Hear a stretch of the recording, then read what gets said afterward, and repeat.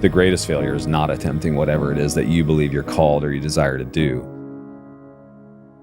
I think we underplay how simple success is and extrapolate an expectation of how easy it must be from that.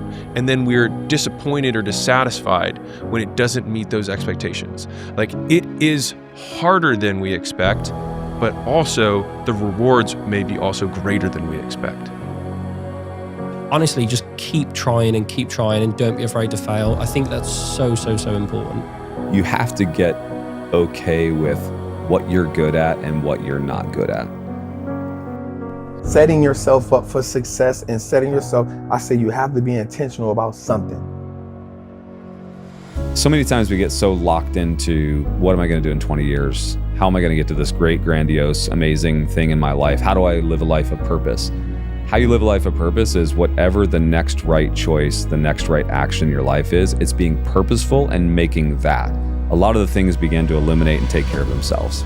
We've heard of the phrase, save for retirement. Yeah. Saving for retirement. You cannot save your way to retirement. With the way cost of living is going, with the way inflation is going, with the price retirement is going to cost by the time you get there, saving is just not enough. You have to be investing your money. You cannot manage your money if you're not measuring it. You can't really understand what you're doing and where you're going if you're not tracking what it's doing. For the person who wants to start a new business, a lot of it comes down to answering those fundamental questions. How are you going to create value that someone else in the world wants or needs? You just have to build something that other people say that they want, and then you have to sell that thing. Every person, if you're human, fails, right? It's impossible to go through life without failure. If you're thinking through like whatever failures you've had, business, relationships, sports, whatever it is, you began to look at it, and based on your perception of that failure, it began to seat inside of your subconscious. And the way that it seats inside of your subconscious means that you either reject it and you move away from that failure, you learn from it, you grow, you don't fail again, or you begin to perfect, or it becomes a part of who you are. It's your character. It's now your ceiling. It is your identity. And so if we look at our failure and we go from failure to failure, and we look at that failure with the right perspective, this is just a moment in time. It's not who I am. It allows our subconscious to kind of release it and say, this is not my identity, so therefore I don't have to continue in this path. The greatest failure is not attempting whatever it is that you believe you're called or you desire to do.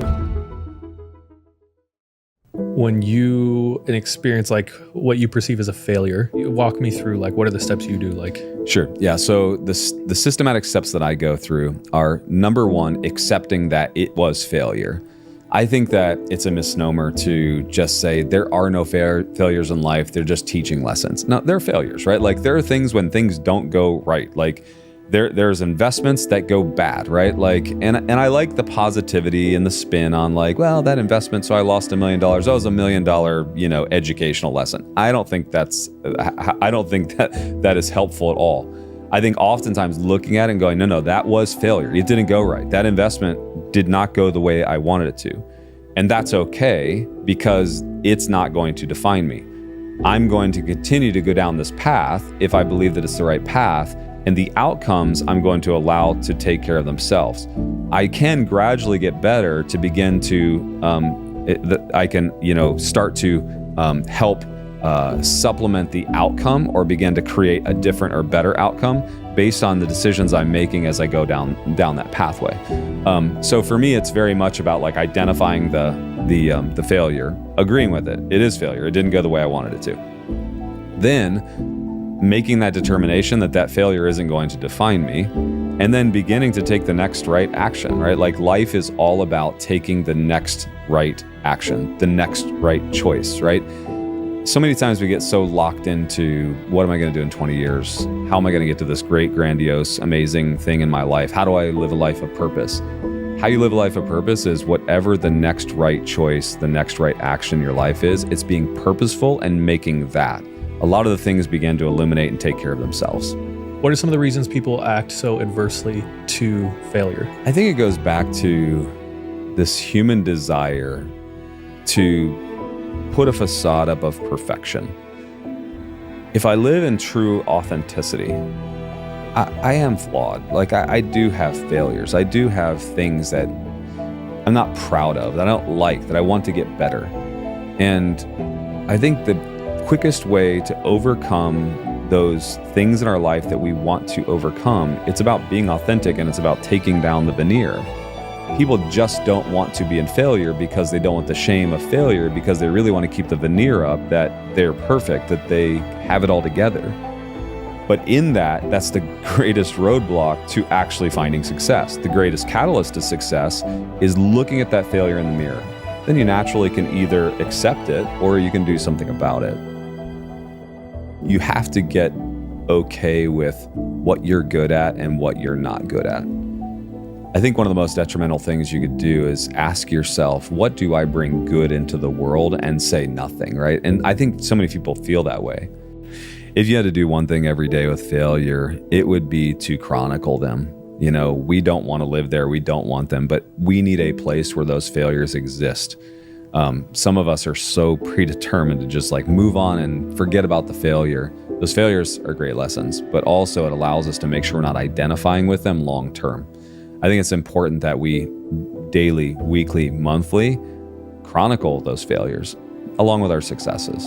And I think that in that we can make the right choice about how we're going to perceive it and how it's going to seed inside of our lives. We did the largest study of millionaires ever done in North America, and I think there's a lot of overlap in the habits that we talk about with the Ramsey baby steps and what we found with millionaires. So it was encouraging because it just gave us some great confidence in the Ramsey plan. And so one of those habits is living on less than you make. If you can't do that, this is not for you. Like Right. if you make $40,000 and you spend $60,000 a year, that's a problem. The other one we found is delayed gratification. For that first one, why do you think people feel the need to spend more than they actually make? I think at the root of it, it's discontentment. We're not content with what we have. It's never enough. And thanks to debt, you're able to do that. Like before debt existed, you couldn't spend more than you made. It was physically impossible. Right. And all of a sudden with the advent of debt, and I talk about the history of each piece of the puzzle here, like where did credit cards come from? Where did auto loans originate? What about student loans? How did this all happen? And most of it was good intentions that turned into huge profits for companies and corporations going like, we can screw a lot of people over and make a lot of money from interest if we convince them they need that newer car. And look at colleges. What do? They raise prices because you can get as much student loans as you want. Sallie Mae's happy to give you the monopoly money, so colleges go, let's double the price. People will pay for it. Yeah. And so because of that, people just have been spending more than they made for a long time now and putting it on the tab and going, I'll worry about that later. Okay. What's the second habit? The second habit is practicing delayed gratification. That's a discipline that we have lost in an instant gratification culture. Right. We have instant access 24/7 all the time in the palm of our hand, 2-hour shipping. And that has caused our brains to just get fried where we're like, I can't wait a week. I can't wait 10 years to build wealth. I need this now. I need it now. And we found millionaires are okay with the long term. They're playing the long game. And that's a very different mentality to have. They don't need it right now. They can say, I'm going to put 10% or 5% or a certain amount of dollar amount every month away automatically, that I don't need to buy something with this. It's going to go to my future self. Yeah, or I'm going to pay cash for that car. That means putting $1,000 away for 24 months to save up for a $24,000 car. And for the majority of the people who are watching this show, I won't say the majority. Leave it with the School of Greatness. We're going to say a majority of y'all should be winning.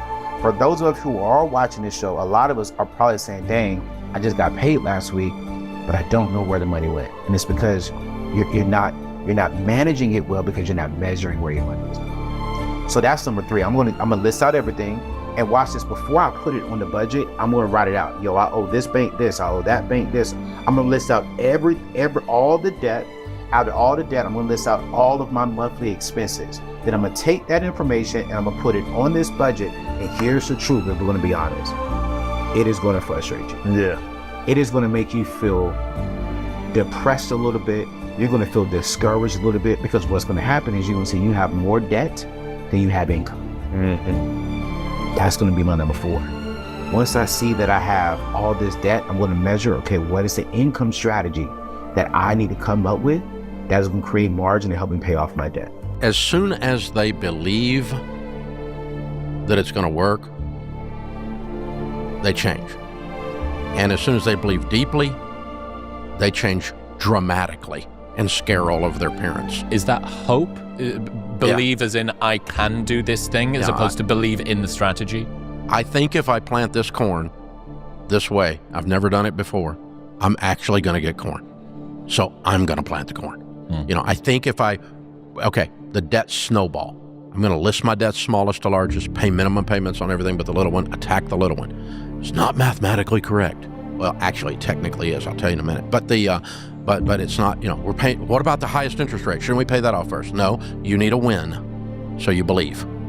You need to get the locus of control straight. You need to get a sense of agency, a sense of I can control the controllables. I am actually driving this bus. I am not a victim of the culture.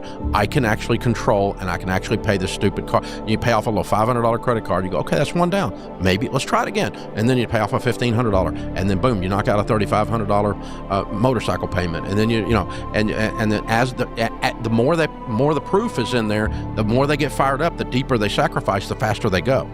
And we all do that. And probability of completion there is much higher than the probability of completion of paying off the highest interest rate first, because it might take 3 years before you get a win. And so when you factor in probability of completion, the debt snowball is mathematically superior to doing it the other way. But nobody puts in probability of completion in the mix. It's psychologically superior, right? Yes, and people actually do it. They don't do the other one. Yeah. That's the difference. Look, I've had a number of conversations. Richard Dawkins was one of the people that I had this conversation with.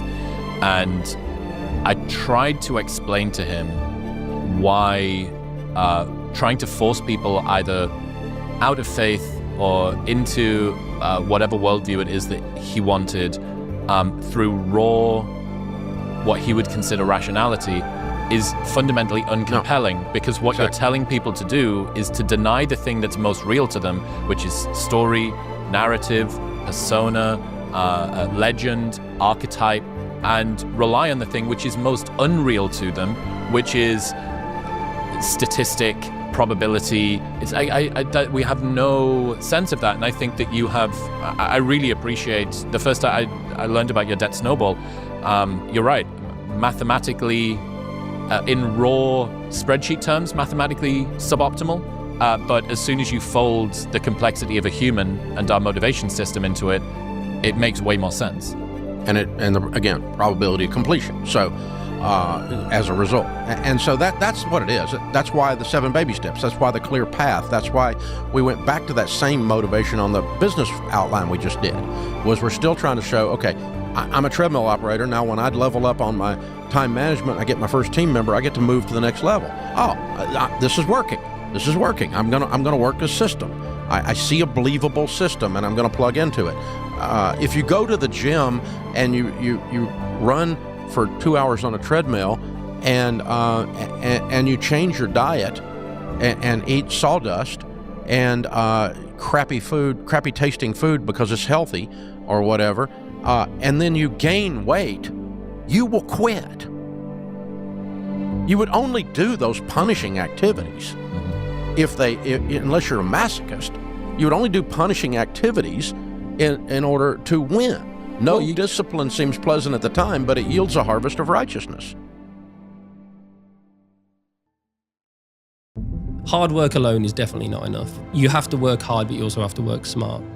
There's this quote that I read from Kobe where he said he thought that it was going to be super competitive in the NBA. But when he got into the NBA, he realized that people, they figured out that they had made it and weren't willing to sacrifice as much as he was to continue to win.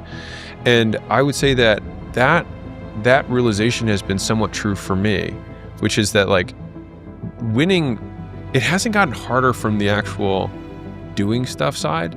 There has been the trades that have been different than I expected. But especially when you're looking at the population of everyone to 100 days of doing something in a row, there was a There was a friend of mine who he offered a guarantee on a product that he sold. And the guarantee was this. He said, all you have to do, you can get all your money back if you just open up a Google Doc and say what you're gonna do every day. And at the end of the day, you're gonna say what you did. That's it. And you just do that for 6 weeks. That's all you have to do. And if you do that and you don't get the results, I'll give you your money back. And what's crazy about that is when he was talking about it, he said, do you know what the completion rate of twice a day doing something is? He's like, it's like less than 1%. And so I think we underplay how simple success is and extrapolate an expectation of how easy it must be from that. And then we're disappointed or dissatisfied when it doesn't meet those expectations. Like, it is harder than we expect, but also the rewards may be also greater than we expect.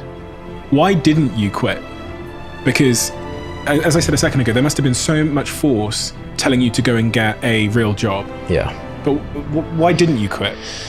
I think it just leads back to, again, proving people wrong and proving myself right. And like, the only other option I had was to go and work for my dad. And I didn't want to do that because I'd done that all my teens and I hated it.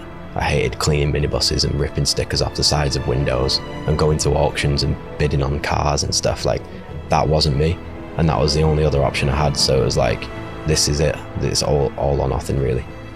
Setting yourself up for success and setting yourself, I say you have to be intentional about something, right? And so for me, the intentionality was, what do I have to learn so I don't go back to prison? What do I have to learn so that I don't become dead before a certain age? And then I got past that. And then I'm like, what do I have to learn to become a great father?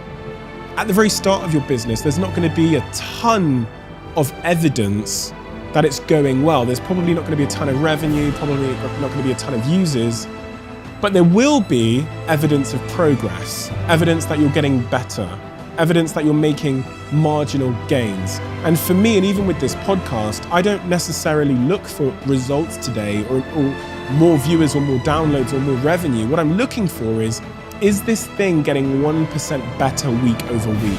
Because it only then takes 100 weeks for us to be 100% better, and that means we're moving in the right direction. Businesses are created by people for the benefit of other people. And so we need to understand human psychology, both our psychology and the psychology of the people we interact with, relate to, whether that's customers or employees, contractors, the other people in our world. And then there are certain parts about how the world works, system and process, how things tend to interact with each other. That's very valuable and important to know. And I think there's a lot of, for the person who wants to start a new business, a lot of it comes down to answering those fundamental questions. How are you going to create value that someone else in the world wants or needs? So you're going to have to create a company, create something that generates a lot of value. Typically that's going to be a company. So you're going to create a company that meets a very well-known need that has not yet been serviced by a product that is relatively easy to get across the finish line and into the marketplace. It needs to be something that is going to resonate with social media, and it needs to be something that doesn't cost a lot of money to get started. So either you're gonna layer on way better marketing. So if somebody has a solution to a well-known problem, but they don't know how to market it, you can go and partner and say, hey, look, I understand marketing. I'm gonna be able to get this out there. Or if you have an information product that can be associated with a known problem that you uniquely can solve. I happen to know a little bit about your background. So if there's an element to working in the music industry, to becoming a professional singer, improving your voice, or something like that, that you really have a beat on, that you know a lot of people are interested in, that you could turn into a course, for instance, that people would really resonate with, that could be a great one. The reason that I keep coming back to information products is you're looking for something that doesn't cost money up front. If you're gonna take Quest Nutrition, for instance, when we were building that, there was still a substantive amount of investment that we had to make. Even just buying a bunch of protein powder was expensive. Buying the liquid fiber, you have to buy them in 55-gallon drums. So it's like there were still thousands of dollars that we had to put in the beginning. And so To find something that really takes little to no money down, you're either gonna be doing an information product, or you're gonna be doing something that you can make yourself that doesn't have expensive constituent parts, or you're gonna be finding something that's already made that the person doesn't understand marketing. So it's really about what is the bit of value that you're gonna be able to bring to that that's unique, that somebody else can't easily replicate, that the world is gonna know instantly that they need, and you just have to make them aware of it, because 3 years is fast. And so Quest, for instance, depending on what you mean by rich, so for instance, 3 years into Quest, we had $1 billion brand. But I didn't have $1 billion that I could put in my pocket. So I was still driving, I think by then I had finally upgraded my car, but for the first couple of years of that, I was still in a beater car, even though I was worth a lot of money.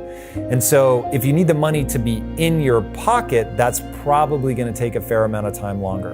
And if I can take a minute to get everybody watching to understand the difference between net worth and income, that would be really valuable. So if you don't mind generating $1 million plus in net worth, now we're back to, you just have to build something that other people say that they want.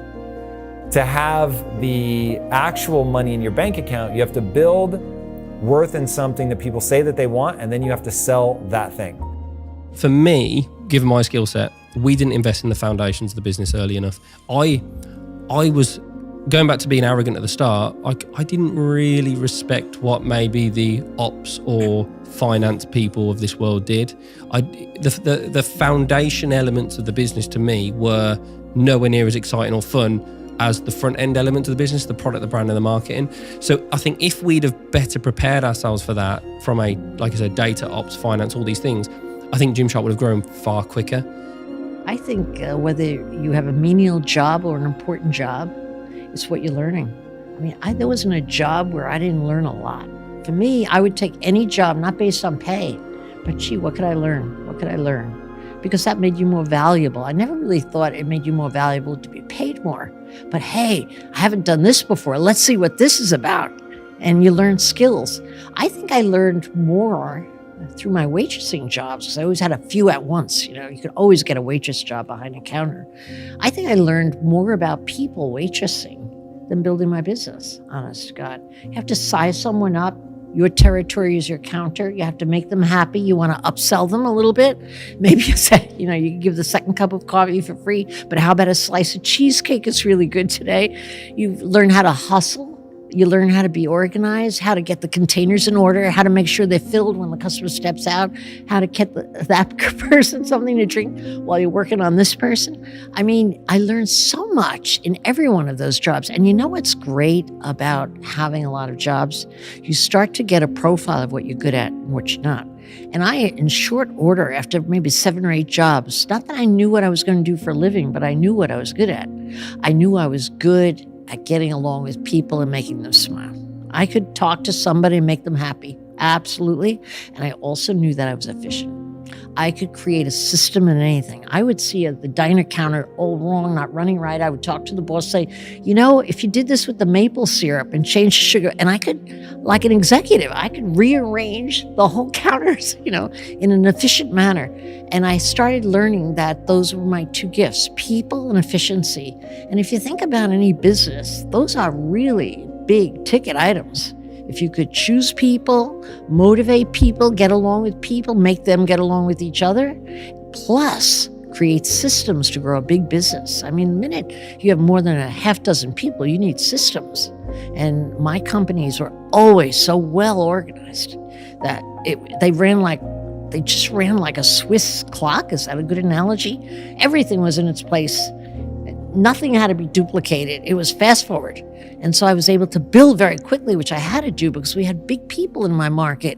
And if I had built and replicated systems at a normal pace, I would never catch up to them. So I had to do double, triple time. And what's your answer on that one? Systems. Systems get you moving forward, get a business like a machine, And that was a gift I got from my menial jobs. Thank God I worked. Imagine if I hadn't worked and went out into the real world thinking I was dumb, that I couldn't do anything just because I couldn't read or write. Thank God I learned I could be lifeguard. I learned I could be a tent salesman. I could be Barbara Buttons calling for solicitations 8 hours a day. I could be all those menial jobs, a hot dog salesman, sell more hot dogs than the next guy. I mean, I had confidence from every one of those jobs. Like, look how cool I am. Maybe I wouldn't win respect by everybody. Well, who cares about the hot dogs? But in my book, I knew I sold more hot dogs than he sold on his, So no, thank God for the jobs. You learn so much by trying different jobs on, it's so important. Is this the business I'm going to start? With 20 hours of focused effort, most people can be pretty decent at something, whether it's guitar, it's singing, even cold calling. If you actually cold called for 20 hours, focused effort, you'd be decent. But most people spend years waiting to do the first hour. And so I like thinking about things in terms of directionally correct rather than will I hit it or not? It's because it's easy psychologically for us to say yes, no, honest, dishonest, etc. But it makes making decisions really hard because you're like, is this the path for me? Whereas well, if I started something, I would be more likely to be successful than if I did not start anything. And from there, I will gain experience and perspective to then make the next iteration on the main thing. And most people had a graveyard of failures before they had their actual first success. What amount of action would it be unreasonable for me not to be successful? And so for me, it's like, I believe that if you do 10,000 cold calls, you'll get better.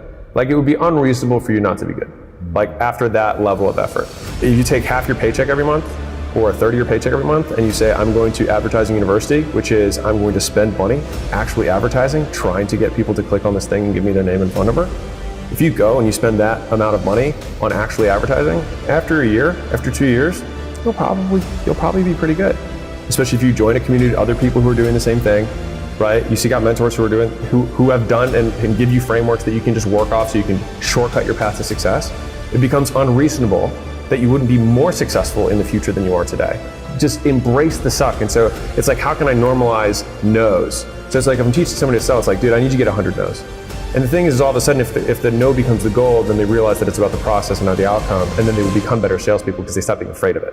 The same thing, like for training a salesperson, I want them to hear the gasp, right? Which is like, you say a price over the phone. Everyone's afraid of saying the price. It's like, dude, if you didn't get a gasp, you didn't go high enough. Right. And they're like, what? I'm like, oh, you failed. Terrible sale. They didn't gasp. They're like, really?